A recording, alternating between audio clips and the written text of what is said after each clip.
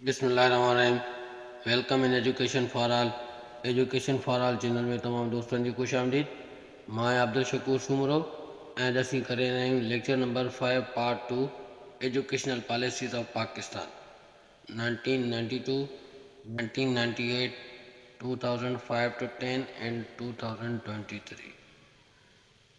सो दोस्तों, जीअं तव्हांखे ख़बर आहे त असां पेपर पॉइंट ऑफ व्यू सां ई लेक्चर खे डिज़ाइन कंदा आहियूं ऐं हर पॉलिसी मां निहायत ई अहम उहे पॉइंट खणंदा आहियूं जेके बार बार पेपर्स में ईंदा आहिनि ऐं पेपर्स में पुछिया वेंदा आहिनि।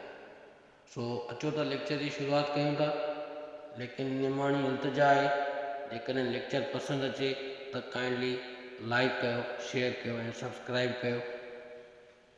Thank U.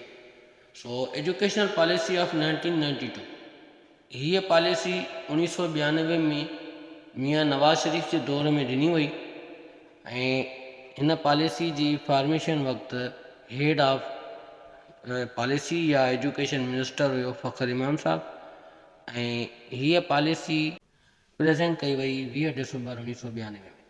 पेपर में सुवाल इहो ई ईंदो आहे त एजुकेशन पॉलिसी 1992 जी कंहिं ॾिनी, कहिड़ी तारीख़ ते ॾिनी, या उन टाइम हेड ऑफ गवर्नमेंट केरु हुयो, या हिन जी गवर्नमेंटशिप में पॉलिसी कहिड़ी ॾिनी वई। सो उन खां पोइ असीं अचूं था पिया इन जी मेन फीचर ते। हिन जी मेन फीचर्स मां हिकिड़ी फीचर बसि इहा ई आहे जेका ख़ासि करे पेपर्स में ईंदी आहे, त उहा सवाल इहो ठहंदो आहे त कहिड़ी पॉलिसी जे तहत कंप्यूटर एजुकेशन खे कंपलसरी करार न वियो, त इहा 1992 जी एजुकेशनल पॉलिसी हुई। हिन में ॿियूं बि ख़ासियतूं आहिनि लेकिन उहे इंक्लूड करण जहिड़ियूं या उहे पेपर में पुछण जहिड़ियूं न आहिनि। हिन जे करे जेका मोस्ट इम्पोर्टेंट फीचर आहे मूं सिर्फ़ु उहा ई सिलेक्ट कई आहे। इन खां पोइ असीं अचूं था national education policy of 1998 to 2010। यादि रहे त हीअ पॉलिसी 1998 खां 2010 जे नाले सां ॾिनी वई, जो मतिलबु इहो हो त हिन जी जेका ड्यूरेशन हूंदी उहा 2010 ताईं जी हूंदी। हिन जी पॉलिसी ॾियण जे वक़्तु बि हेड ऑफ स्टेट हुयो, गवर्नमेंट हुयो मिस्टर मोहम्मद नवाज़ शरीफ़ साहब ऐं हीअ एजुकेशन पॉलिसी गोलसरी शाह साहब पेश कई ऐं हीअ पॉलिसी मार्च 1998 में ॾिनी वई। फीचर्स ते अचूं था पिया त हिन जी बि 92 जी पॉलिसी वांगुरु हिन में बि हिकिड़ी अहम फीचर इहा ई आहे त एजुकेशन सेक्टर रिफॉर्म्स जी ॻाल्हि कई वई ऐं हिन में मां एड कंदो हलां पीरियड त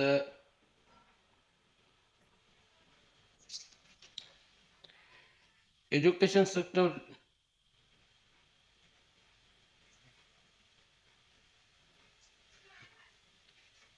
सेक्टर रिफॉर्म्स जो जेको पीरियड हुयो उहो 2001 खां 5 जेको आहे सजेस्ट कयो वियो हिन पॉलिसी में। ऐं इहो बि पॉइंट नोट कराईंदो हलां त उन खां 1998 जी एजुकेशन पॉलिसी खां पोइ का एजुकेशन पॉलिसी पाकिस्तान में न आई आहे ऐं 2008 जे अंदरि पीपल्स पार्टी गवर्नमेंट हिकिड़ी तरमीम आंदी, जंहिं तरमीम या 17वीं तरमीम आंदी, जंहिंजे तहत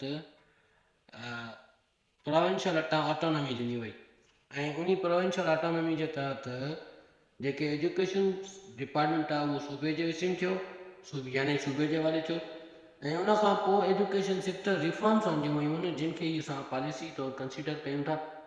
सो असां उन्हनि जो बि मेन फीचर्स पढ़ंदासीं। त 2005 to 10 में जेके एजुकेशन सेक्टर रिफॉर्म्स में ॻाल्हियूं कयूं वयूं उन्हनि जो मेन फीचर्स कहिड़ियूं आहिनि।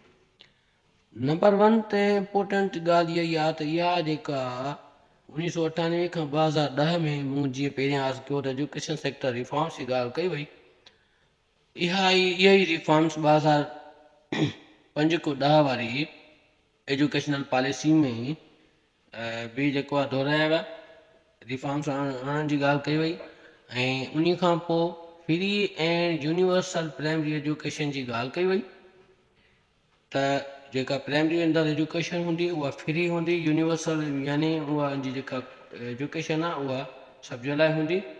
उन खां पोइ फ्री टेक्स्ट बुक्स जी ॻाल्हि कई वई, इहा इम्पोर्टेंट फीचर आहे त टेक्स्ट बुक्स जेके आहिनि फ्री में ॾिना वेंदा स्कूल्स जे अंदरि ऐं उन खां पोइ हिन पॉलिसी में जेके प्राइवेट स्कूल्स आहिनि उन्हनि खे इंसेंटिव ॾियण जी ॻाल्हि कई वई, यानी उहे स्कूल्स जेके फार फ्लंग एरियाज़ में कमु करे रहिया आहिनि, जीअं सिंध एजुकेशन फाउंडेशन स्कूल आहे, इन जहिड़ा स्कूल जेके ग़रीबनि खे फ्री में एजुकेशन ॾेई रहिया आहिनि, ख़ासि करे फाउंडेशन स्कूल चइबो ई उन स्कूल्स खे आहे जेके ॿारनि खां फीस न वठनि ऐं प्राइवेट सेक्टर हुजनि ऐं फंडिंग ते हलनि, त उन्हनि खे फंड करण जी ॻाल्हि कई। जीअं एजुकेशन डिपार्टमेंट सखर IBA खे बि फंड करे फंडिंग कंदड़ आहे, सिंध एजुकेशन फाउंडिंग खे बि फंडिंग करे थो पियो, ऐं ॿिया जेके ॿिया कुझु अहिड़ा इदारा आहिनि रिलीवेंट जिन खे बि फंडिंग कंदो आहे education department.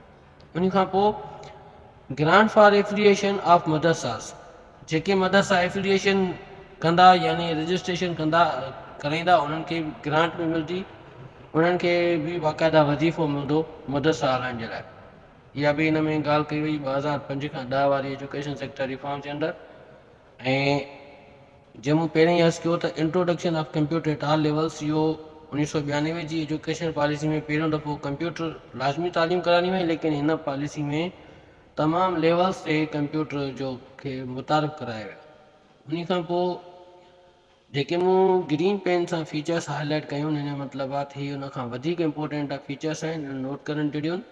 Literacy rate will be enhanced to 86% by 2015।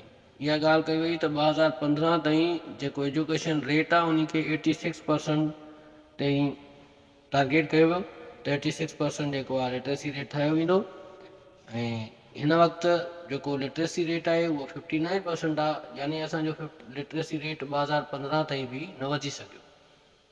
उन खां पोइ पहिरियां दफ़ो रिक्रूटमेंट टीचर्स जे हवाले सां बैचलर डिग्री विथ BEd जेको आहे लाज़मी करार ॾिनी वई। हिन खां पहिरियां इंटरमीडिएट ते इंटर बेस ते बि जेको आहे प्राइमरी या एलिमेंट्री लेवल जा टीचर्स जेके अपॉइंट थींदा हुआ। उन खां पोइ जेको आहे हिन पॉलिसी में बैचलर डिग्री यानी ग्रेजुएशन 14 साल तालीम जीअं BA BSc वग़ैरह आहे, त इहा जेका डिग्री लाज़मी करारनी वई with professional degree of BEd। ऐं इहो बि मां नोट कराईंदो हलां त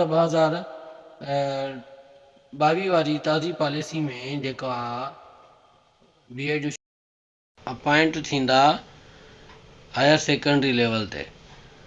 हाणे अचूं था पिया एजुकेशन सेक्टर रिफॉर्म्स 2023 जूं एजुकेशनल रिफॉर्म्स कहिड़ियूं आहिनि, उन्हनि जूं बि मेन फीचर्स पढ़ंदासीं। नंबर 1 त emphasis on early childhood education.